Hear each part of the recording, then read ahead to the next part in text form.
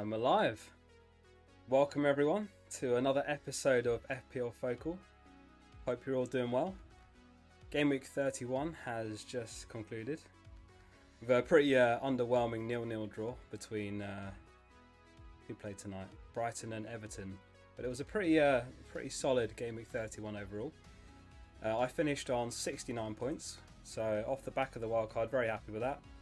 That's a definite green arrow. Jack, Adam, Aiden, how are we doing? Hope you had a good game week 31. How many points did you finish on? I'm really happy with how the wildcard ended because I had a few players in 30 like Diaz, Gundogan, who didn't even play this game week, which is what I thought might happen. And in a way I was glad to see that it did, because if they played, they probably would have got something from that Leeds game. So yeah, 69 points, which is a green arrow up to about 127k. I don't know the exact rank yet, because it's still obviously calculating from tonight's games, but yeah, big green arrow, so I'm well happy with that. And the plan is to bench boost heading into 32, so this is how the team would look. Obviously it'd be the full 15. So on the bench I'd have Forster, Holding, Smith Rowe and Masuaku. I've got a couple of concerns about the bench. So Forster, he didn't play very well tonight in the 3-0 loss. He gave away a penalty to West Brom, which Pereira scored, so not a good game from Forster. I don't know whether Hasenhüttl will end up switching back to McCarthy or not. It is a concern. I didn't anticipate, I suppose I should have anticipated, but I didn't think, you know, it was a good fixture on paper. I didn't think Forster would have a bad game that would, you know, cast that doubt in my mind. Emotion aside, Ahmed, how are we all doing? How was your game week 31? Green arrow, red arrow? Grey Arrow. 58 points for Adam. Not bad. That's got to be a green arrow. I think that must be above the average, right?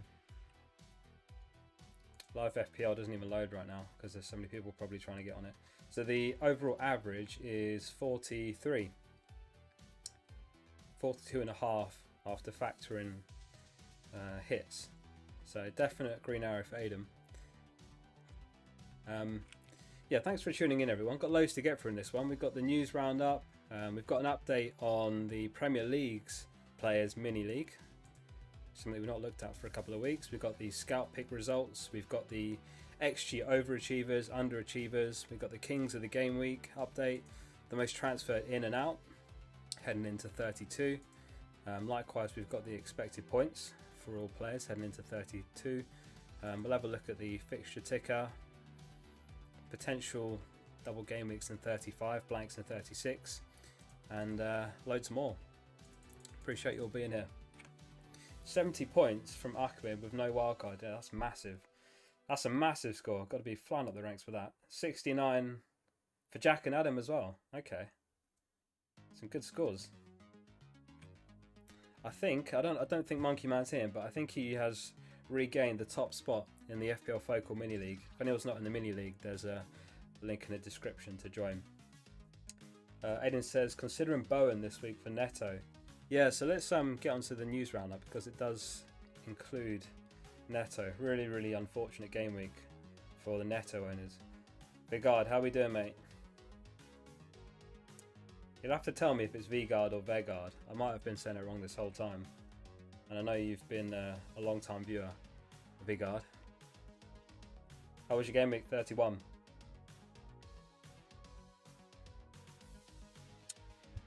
So yeah, Neto, let's do the news roundup, starting with Wolves. So the Wolves medical team, their statement was Neto suffered a significant injury to his patella in his kneecap, which was in the match against Fulham. And following a review with a knee specialist in London at the weekend, surgery has been planned for later this week. So unfortunately, he is not expected to return to play until next season. Absolutely gutting that for Wolves and Neto owners alike because the fixtures were very good and he's been the liveliest player for Wolves. They're going to really struggle without him, I think. He was in a few of my wildcard drafts as well, so real shame. But there are a lot of decent options to move off him onto, such as Bowen, who you mentioned, and of course Lingard, who delivered again. He just keeps doing it, Lingard. Unbelievable. He was in a few of my drafts as well, and he did it again. Unfortunately, there's a bit of a trend for this news roundup. There's a lot of injuries. So Saka was subbed off in the 69th minute. Another injury for Saka. We don't know yet what the severity of that is. But yeah, he picked up an injury in the 3-0 win for Arsenal against Sheffield. And there was a couple of other Arsenal injuries. Smith-Rowe and Ødegaard didn't make the Arsenal squad. Likewise, Aubameyang didn't. So Aubameyang apparently has the flu. Smith-Rowe has an ankle issue. One of the eagle-eyed, I don't know what you'd call them, someone in the medical field pointed out that there's not been a single case of flu in the UK this year because of everyone wearing masks. So I don't know if it's actually flu or whether they've just come up with an excuse there. Maybe something else is going on with Aubameyang, but he has flu supposedly. Maybe he's just sick with something. But Smith-Rowe is a concern because, like I said, he's in my bench boost team for game week 32, and he played in the Europa League game last week and he looked really good, but he wasn't in the squad at all against Sheffield, so I hope he's back in time. More injury news. Cresswell was substituted with a hamstring injury in the 53rd minute. So he was 7 minutes shy of getting the clean sheet points as well. Really, really unfortunate one for Cresswell owners because really, really good player to own Cresswell, and even more brutal for him to go off just before the clean sheet. So if there's any Cresswell owners in the chat, I'm so sorry. A little bit of Leicester news. So there was a few players that didn't make the Leicester squad, Maddison, Perez and Chowdhury, and they obviously ended up losing to West Ham. arguably because they were missing some of these players who definitely would have played. Rodgers really didn't have options off the bench, besides Albrighton really. And he said, it was a decision I made. We had an internal situation last weekend. It's not a standard we expect. They're all good guys, good lads, but you have a standard on and off the pitch that they have to adhere to. So apparently what happened here is the three of them went to a party and obviously broke their COVID rules. So as a result, they didn't make this squad for the game, which they lost. Really, really silly. Rudy, how are we doing, mate? He says, play Dallas or Diaz in 32. I would still start Diaz, to be honest. I think the Dallas result, the Dallas brace was a massive anomaly. No one saw that coming. Something else no one saw coming. Despite only playing his 9th Premier League game this season, Lingard has now equalled his best score in return in a top flight campaign. He also netted 8 times back in the 2017-18 season for Man United, and that was in 38 appearances. Unbelievable, he just keeps delivering. If anyone's got Lingard, well played, because I overthought that one. I was thinking, I wonder if Antonio's absence will have an effect on them. Ahmed says, I'm considering Mora in for Mount. I'm not sure if I am so crazy. I can see the logic because Mora's got the double game week, so therefore he's likelier to get a return. But there's still a chance that he, is on the bench for one of those games. So I don't think I would do it, to be honest with you. I think I would keep Mount. The fixtures aren't too bad for Chelsea either. So an unexpected omission from the Everton squad in tonight's game was DCL. Ancelotti said in the last training session, Dom had a little problem on his abductor. He came here, but this morning he was not comfortable, so I prefer to leave him out. It's the same with Alan and Andre Gomez. They are not 100%. I hope they'll be available for the next game. Really, really unfortunate one as well for DCL owners. So many injuries this game week. But yeah, DCL not even in the squad, so 0 pointer for him. Massive loss for Everton. They did get the point tonight against Brighton, but might have been a game they could have taken. And lastly, the man we've been talking about a lot was Dallas.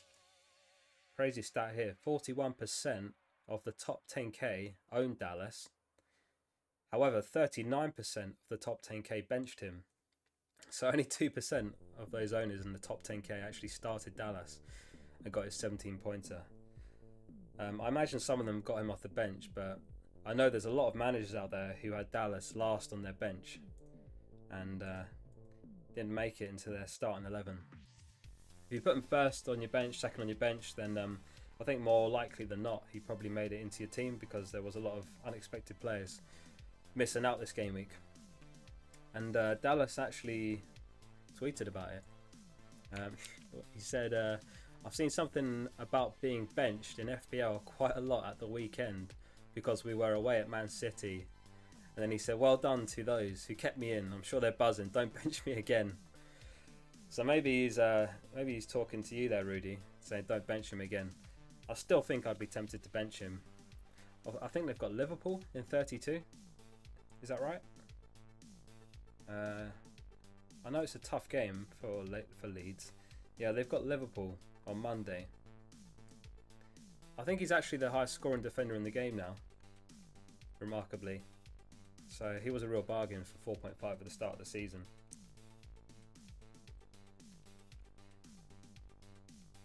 Thanks everyone that has tuned in so far. Appreciate you all being here. Adam, Aiden, Dylan, Jack, Rudy, Omar, anyone else I've missed? Aiden says Yerry Mina limped off, injured as well. Oh, did he? I missed that. Was that late in the game? That's another miss for Everton as well. Adam says, with Noble injured, that might damage the stability of the West Ham midfield. So I'm questioning whether I bring Lingard in. Yeah, good point. There's so many injuries that I forgot to mention. Trezeguet, he could be out for the season. Tosun from Everton, he's apparently out for the season with surgery. And Noble, like you say, he picked up an arm injury. He was holding his arm as he went off. And he was kind of the backup to Rice, who's obviously out as well for potentially the remainder of the season. So, yeah, you make a good point. We don't know how that's going to affect their defensive solidity. I brought in Masuaku on the wildcard for this Newcastle game, eyeing up the bench boost. Only 4.3, but yeah, I'll be fortunate to get a clean sheet, I think, in that next one. Newcastle fighting for their lives at the moment. Really says my 5 defenders is Trent, Holding, Diaz, Dallas and Alonso. Very strong back 5. You're going to play 4 at the back. Diaz and Alonso not nailed. He says I really don't know what to do. It depends on the rest of your team, to be honest with you. I think that's a very solid defence to play this week, so I don't think you need to spend a transfer in defence. Depending on the rest of your team, you might be okay to roll the transfer and then make 2 moves heading into blank game week 33, because Diaz is obviously one of those players that doesn't have a game in 33, but the rest of your defence does, however. Dylan, how we doing, mate? He says, hi Focal, big fail, -8, Jota, Wood and Vardy. I remember you telling me about this, 8, and it did seem a bit bold. I mean, we were saying that Iheanacho's about half the price of Vardy, and he's delivering.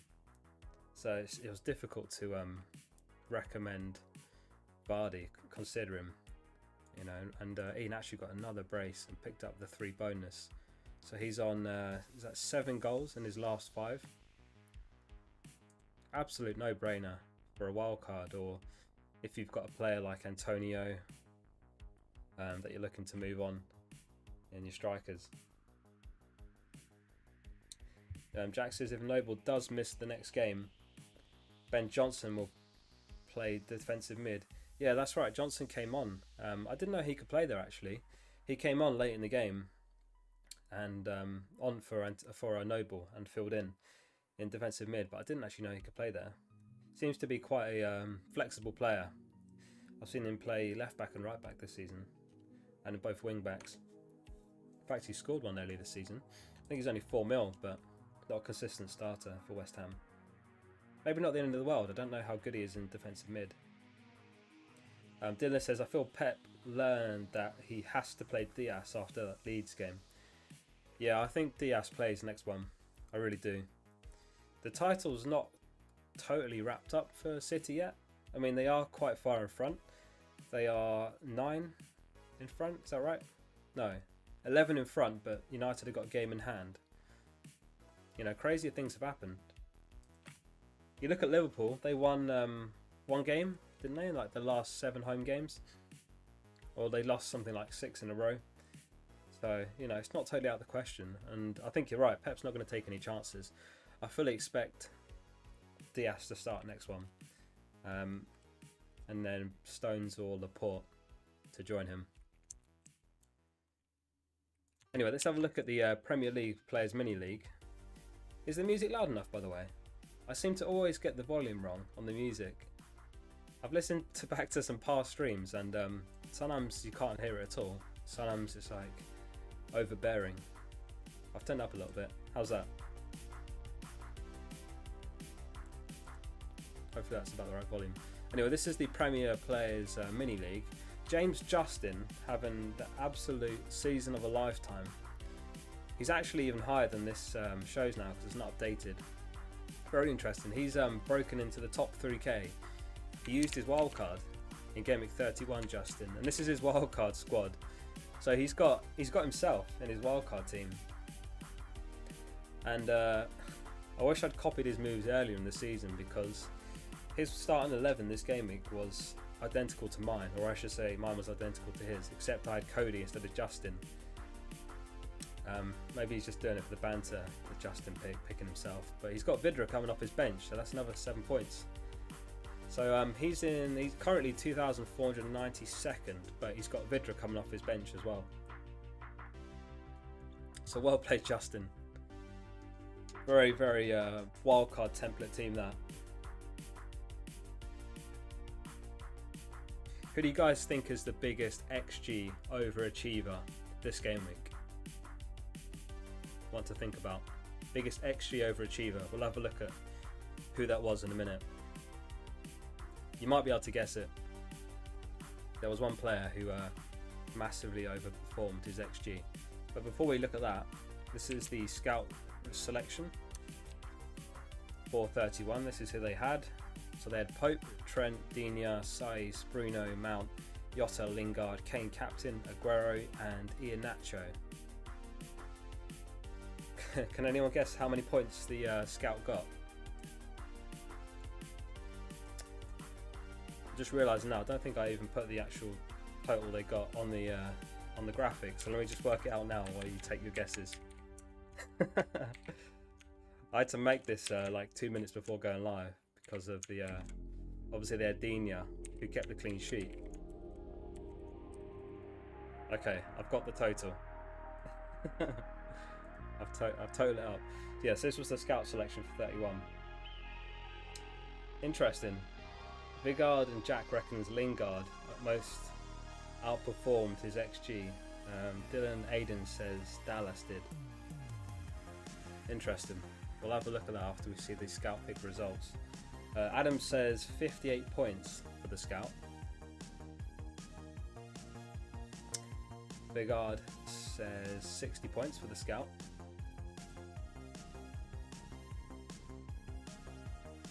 $64 for Gelders. Good guesses. I don't have it down at the bottom, but they got 65. I just realised now as I was preparing the graphic, it's usually in the corner down here, but it's 65 points for the scout. Not bad at all. Aguero was a pretty bold pick. I was saying before on the deadline stream actually, I would have had Sterling over Bruno. On paper seemed like a much more logical pick, but Bruno and Sterling both got a 2-pointer. Lingard obviously coming up with the goods again. Iheanacho did well. Trent 11-pointer. Gelders was closest. Anyway, we were trying to guess who most overperformed their XG, and it was indeed Dallas,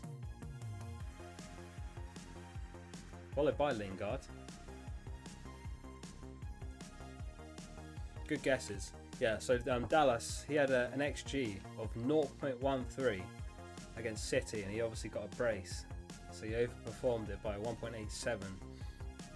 Lingard also overperformed by a fair bit. I mean, that's been the story since he joined West Ham.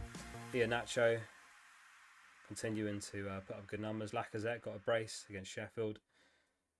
Murphy, I'm trying to remember what Murphy's goal was now.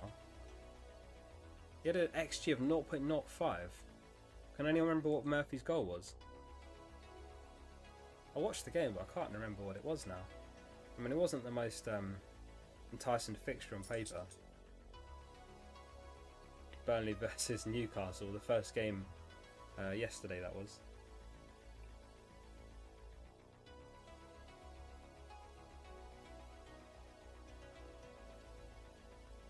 Did Pope not get a point? Did I get that wrong?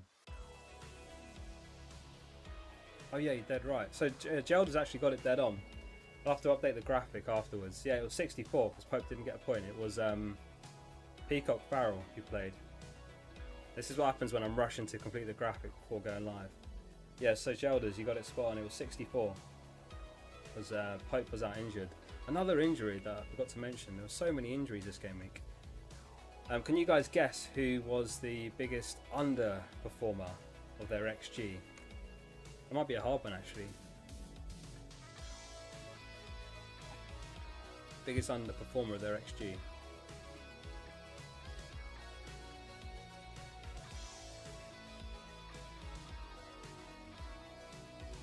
Adam says he might bring in Kelechi and Iheanacho at some point, not a priority though. Who have you got up front, Adam? I forget who your strikers are now. I'm glad you didn't follow the scout and get Aguero. Anyway, the biggest XG underachievers, first of all, was obviously Ward-Prowse. He had the penalty earlier tonight against West Brom, which he missed. Penalties typically have an XG of about 0.75. So 3 in every 4 penalties are scored. Pogba also underperformed. Dwight Gale, Wood, unfortunate for Wood owners, he got the assist early in that game. Finn from the Discord had Wood captain, and after that assist, he was absolutely buzzing, but didn't get anything beyond that. Yeah, Mane's a good guess as well, Jack. He didn't score, obviously. He had an XG of 0.35. Sterling, it's been the story of Sterling's season, to be honest with you. Anyway, this is the update on the Kings of the game week. Dallas, of course, joins the Kings of the game week. Not another unique player. Dallas is going to be the second repeat of the season. Mahrez was the first. Dallas also got 17 points back in 25. So we have the second repeat of the season. Dallas again, following his brace and 3 bonus against Man City. Could have been a monster score if they hadn't conceded that 1 goal. What an upset, by the way. What an upset. I mean, we all knew that City were going to rotate heavily for this game, but you still thought the strength on their bench, they'd be able to see off leads. It was something I mentioned, I think it was on the deadline stream. I was saying, I was talking more about Bamford and Rafinha, admittedly, but I was saying, everyone's selling these players, and also Villa players like Watkins, but they're playing Liverpool and City over the next 2, and those fixtures aren't as dead certain as they seem. And yeah, that was what we saw. Massive upset. Liverpool obviously managed to see off Villa in the end, but yeah, massive upset. Massive 3 points for Leeds. And heading into game week 32, the most transferred in is, of course, Lingard. Already about 250,000 managers have brought him in ahead of 32, followed by Iheanacho, 165,000. Son also heavily transferred in. Of course, he's got the double this coming game week. I'm interested to know who you guys are putting the armband on this game week. Are you going for Kane, or are you going to take the punt on Son? Son's goal and Kane's blank has made it a little bit more interesting. Kane does still seem like the best option, the most sensible pick, but you never know. It's well within the realm of possibility for Son to outscore Kane in the double, but it's obviously a much riskier pick because Kane's going to have the higher effective ownership. So I don't know if I'll take the risk, but it's very possible. 2 very good fixtures. Anyone still got the triple captain left? I mean, I think Kane's effective ownership is going to be almost 200%, so anything he does, if he's your captain, you're not going to gain much rank. And if you don't have him captain and he does well, you can actually drop rank even if you own him. Kobe, how we doing? He says, long time no see. What do you think I should do with Neto and Cresswell? So Neto, obviously, you have to sell him because he's out for the season. And Cresswell, I'm not sure what the severity of his injury is, but it makes a lot of sense to sell them both. Just trying to think who's the most logical player to pick right now. If you can stretch to Jota, I think Jota's a very good pick for the remainder of the season. Who else? I mean, Lingard, obviously. Lingard's in the form of his life. We were saying earlier in the stream, he's already matched his highest scoring tally, and he's only played about 9 games. Whereas the last time he scored 8 goals, he played 33 games. So Neto, I think you have to move him to Jota or Lingard. And Cresswell is a difficult one. If you can stretch to Trent, I think Trent is a really, really good pick for the remainder of the season. We'll have a look at the fixture ticker shortly. And yeah, Liverpool are way up there in terms of the fixtures for the remainder of the season. But yeah, you have to move both of them on. You have to sell both. There's no reason to keep. So those are probably the players I would consider the most transferred out. The highest is Gundogan. 130,000 people have sold him already. Game week only finished tonight, and already that many have sold him. Crazy. Who are these managers making moves so early? 96,000 have sold Antonio. 61,000 have sold Cresswell.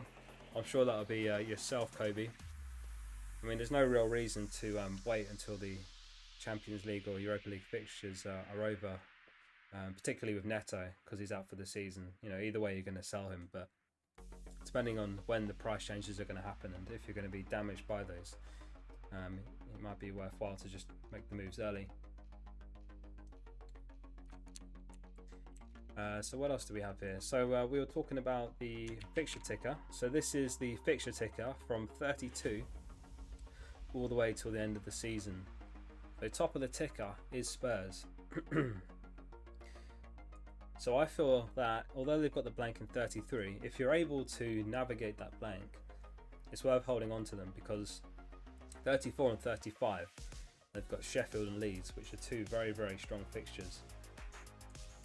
Very good fixtures. Son and Kane could absolutely haul on those fixtures, so I think it's smarter to make a plan to navigate 33 if you can, rather than moving Son on. I think not many people are going to sell Kane, but some people might be tempted to sell Son. Gary, how we doing? 69 points from the wildcard. Only regret was not punting on Patricio. I still haven't got Lingard yet. Yeah, that's a good score. That's got to be a decent green arrow. I actually got 69 as well. And I played my wildcard actually. Did you copy my team, Gary? Maybe I copied yours. You had Kane captain. Oh, you're going to have Kane captain Son vice for the double game within 32. Yeah, I think that's probably going to be what the vast majority of the game does.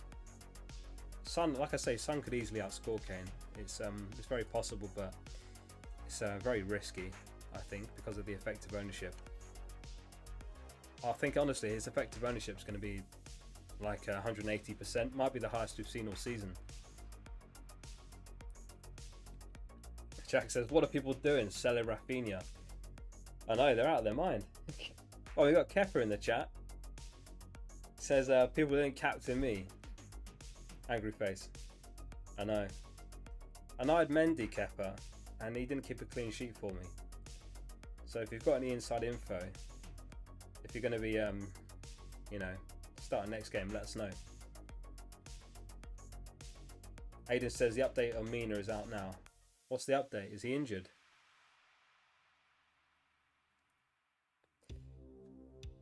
Oh, you made a few moves different, to be fair. Okay. Fair enough. So this is a very early look at the expected points. We've been talking about Kane and Son. And these are the expected points for Game Week 32, or double Game Week 32 in Kane and Son's case. So Kane, far and away, the highest expected points, 11.47, which is up there for the highest we've seen all season. Son obviously second, like you'd expect, 7.93. Like I say, it's a little bit interesting that Son got the goal and Kane blanked. Maybe some people will be tempted by the Son punt. I'm personally not. It's just, I think you leave yourself too exposed. But of course it depends on your rank. If you're looking for a way to fly up the ranks or move up your mini league, then yeah, Son's a decent punt, but I wouldn't look beyond him. Lloris and Reguilon, third and fourth, but I won't be tempted by either of them, to be honest. Bruno's up there. He's obviously got the Burnley at home fixture. It's very, like I say, it's very possible for crazy things to happen, like Bruno or Salah to outscore Kane and Son, but you do leave yourself exposed by not picking either of them. So personally, I'm going to have the armband on Kane, Son vice. Stuart, how we doing, mate? 71 points on the wildcard. Shame about Captain Jesus. Yeah, unlucky. I remember you saying Captain Jesus. On another day, that pays off massive. It was a very strong fixture on paper. We knew there was going to be a rotation. We knew Jesus was almost certainly going to start because he didn't play in the Champions League. Unlucky that it didn't pay off though. Still a very good score. It's got to be a big green arrow. Kevin says I'm going up front and on pens. Triple captain Kepa. Okay. You heard it here first. Aiden has Ancelotti's update. It's a muscle problem and that would usually be 2 to 3 weeks. But I'm not a doctor. He will not be available for Friday. Interesting. I mean, that's good news for Kane and Son owners. Obviously not good news in the sense that he's injured, but in terms of the prospects of owning Kane and Son, you know, they're missing an important defender there. And it remains to be seen if DCL's back or not as well. Because, you know, they could struggle without DCL.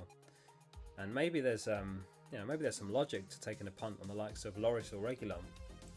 I'm not sure when Davies is expected back. Davies is obviously the only other option they've got in left back, but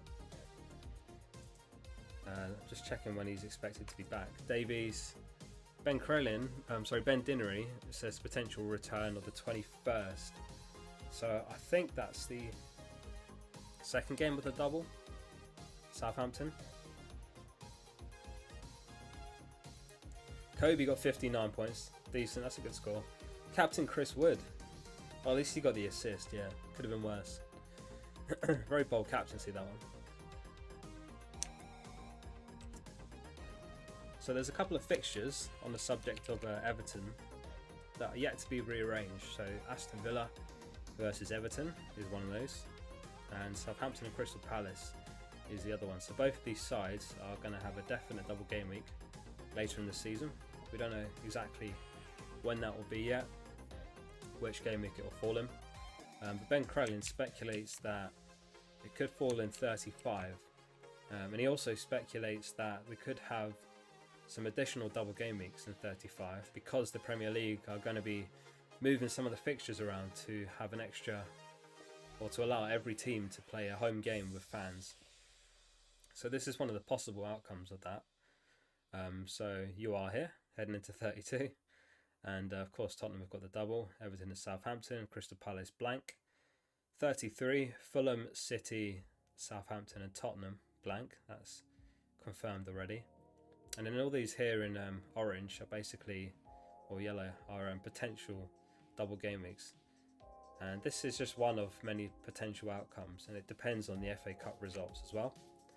So Ben speculated here what could happen if the favourites reach the FA Cup final, which is Leicester and Man City. So we could have a massive double game week still in 35. So I'm quite happy to still have the free hit chip, because depending on what happens in that game week, I'm hoping it's a big double. I'll be able to put out a very strong double game week team, or maybe I'll use it in 36. So yeah, this is one possible outcome. There's another possible outcome here. So as you can see, it's very, you know, dependent on the fixtures, and we could see very different teams playing double in. But some teams you can see appear here twice. So Villa are here twice, Palace here twice, Everton obviously, Leicester are here twice, Man City here twice, Southampton here twice. So those are the sort of teams that could have a double in 35. And we won't know until at some point between 32 and 34. So something to keep an eye out for, because we're heading into 32. So in the coming weeks we could have news of a big double game week later in the season. Saeed, how we doing, mate? He says, which three out of Aspi, Cody, Fofana and Reguilon for next week all have easy fixtures? Reguilon you have to start because he's got the double. Davies is potentially out for both games, so no brainer to start Reguilon. Cody has Sheffield. I would say you start him because that's a very strong fixture. And the last one I would start Azpilicueta. Shame to bench Fofana because, like you say, he's got a good fixture. He plays West Brom at home, but West Brom, massive upset tonight. Southampton got completely rolled 3-0. I was browsing the Southampton subreddit, and yeah, the fans are fuming. They're struggling to defend Hasenhüttl at this point because it's been so many bad results. You know, since that win against Liverpool way back, they've lost something like 10 in 12 games. So they're in horrendous form, Southampton. Which is good news again for those of us with Kane and Son and other potential assets, because you know, they play Southampton as the second fixture in their double at home. Dylan says, is Cresswell out long term? I don't know if we've got any news yet on Cresswell. Let's just have a look. Cresswell,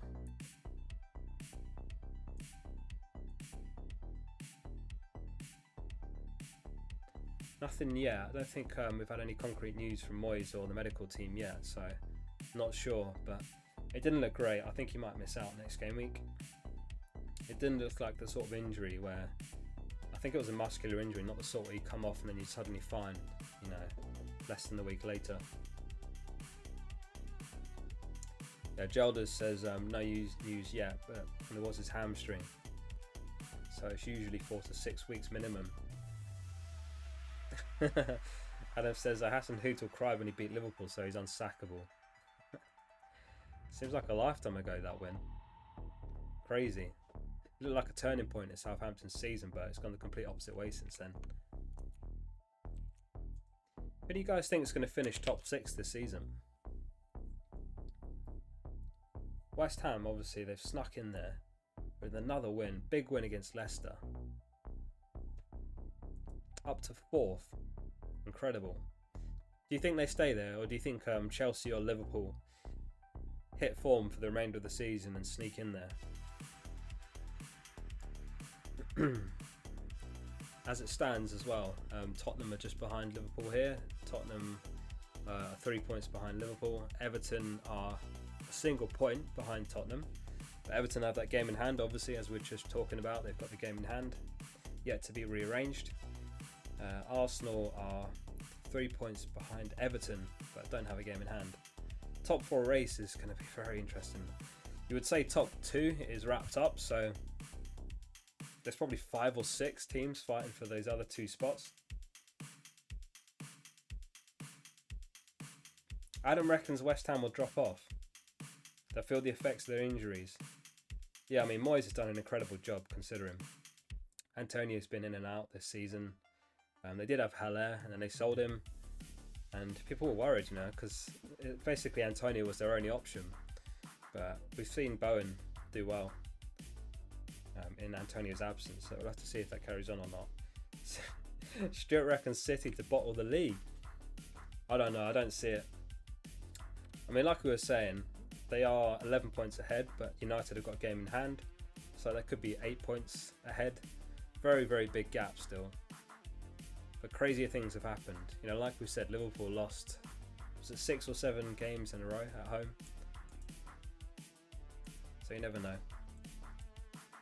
Thank you everyone who has tuned in so far. Don't forget to like the video if you have liked it. And if anyone's not subbed to the channel, hit subscribe right now. Hope to catch you all for future streams, those of you that haven't been here before. Dylan says, thoughts on Havertz and Mount. So Havertz is a really interesting option. He's in very good form right now. And there wasn't a recognised striker starting for Chelsea in the last game. Havertz was kind of the furthest forward of them all. So he could actually emerge as a very interesting differential. Mount, I think, is a safer pick. Mount's a good option as well for Chelsea's next 3 especially. They've got Brighton at home, West Ham away, Fulham at home. But Havertz is a massive differential. He's had a pretty disappointing debut season in the Premier League, but he's starting to do better lately. Let's have a look. I just want to have a look at the transfers, see how he's done over the last 2. So he got a goal and the assist against Palace. He got the 2 assists against Everton. He was on the bench for against West Brom. So he's only had 2 goals, 6 assists this season. So like I say, I think Mount's probably the safer pick of the 2. Mount's on 6 goals, 6 assists, so the same number of assists but 4 more goals. And he has been more consistent in his minutes and his returns. So I think you have to go Mount. Oops, have I been on the transition the whole time? Sorry everyone. I'm like an absolutely awful DJ that no one wants to listen to live and I'm pressing all these buttons. I have to do Control-Alt-Z, Control-Alt-C and Control-Alt-X whenever I jump around between the different slides.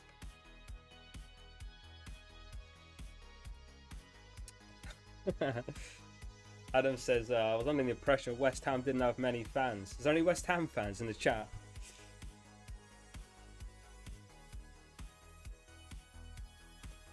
I don't think we can talk, Adam. We're Arsenal fans. Speaking of Arsenal, by the way, the most breaking news of this game week.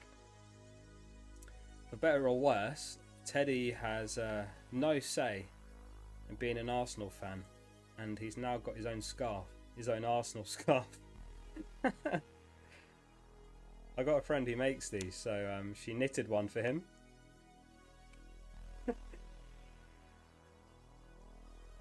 He wasn't very happy about wearing it. Once the photo was taken and I put him down, he was trying to get it off. So I don't know if he is actually an Arsenal fan, but I'll try and force it upon him.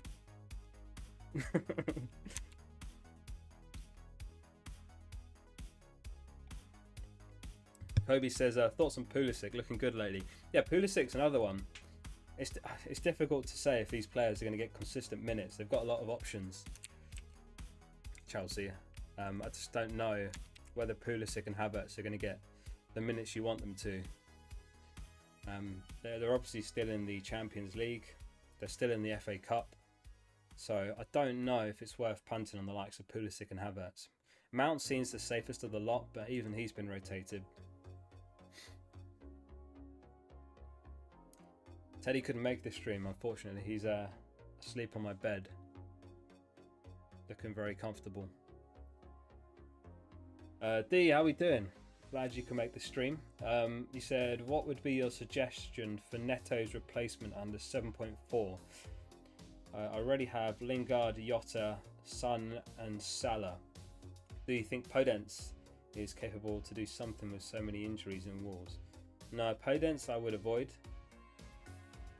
I would avoid Podence. If I was looking for a replacement under 7.4, the immediate options are Lingard and Jota, but you've got both of them.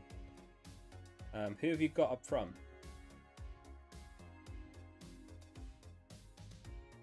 Because you could get a cheap mid, like Rafinha, bench him for the next two, and then get in someone like Iheanacho. That might be a more logical move. And then when Leeds fixtures turn at the tail end of the season, then you can slot Rafinha back into your starting 11.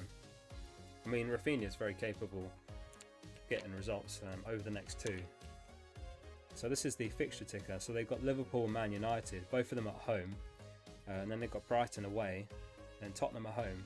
But it's these last three fixtures are a massive turning point in Leeds' season.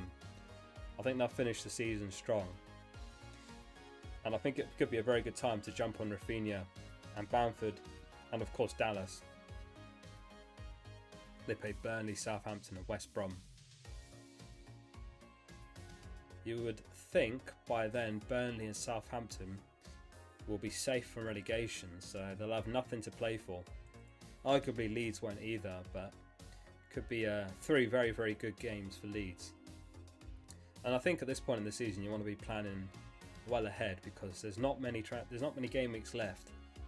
And not many transfers left. You've only got 1, 2, 3, 4, 5, 6. You've only got 7 transfers left. That's one way of looking at it. 7 transfers left for the remainder of the season. That's all you've got, without taking hits, obviously. So you've got 7 moves to get it right. Jack says, Focals, you want to back my Tierney and KDB to Trent and Son for a hit move on stream? I'll absolutely back that on stream as well. Yeah, we were talking about this in the Break My Team channel on the Discord, and I would do the exact same thing. It's a really, really logical move. KDB obviously could play the next one, and he could do damage, but Son's got the double game week, so I fully would back him to do better than KDB. And Tierney's obviously out injured. Trent looks like a no-brainer right now. I mean, you look here, fixture ticker for the remainder of the season, and Liverpool are third. I don't know if it gets any better if I sort by defence. Actually, it gets worse. I'd still back Trent though. I mean, Leeds, great fixture. Newcastle, great fixture. Man United is the only tough one for the remainder of the season, but that could be a tight game. And then you look beyond that, Southampton, West Brom, Burnley, Palace. Absolute no-brainer to get Trent, in my opinion. And Son as well for the double. Speaking of the Discord, we added a few new channels today. For anyone that uses it, we've got the off-topic channel. We've got the food channel. There's been all sorts of interesting food in there today. I shared... what the hell is that?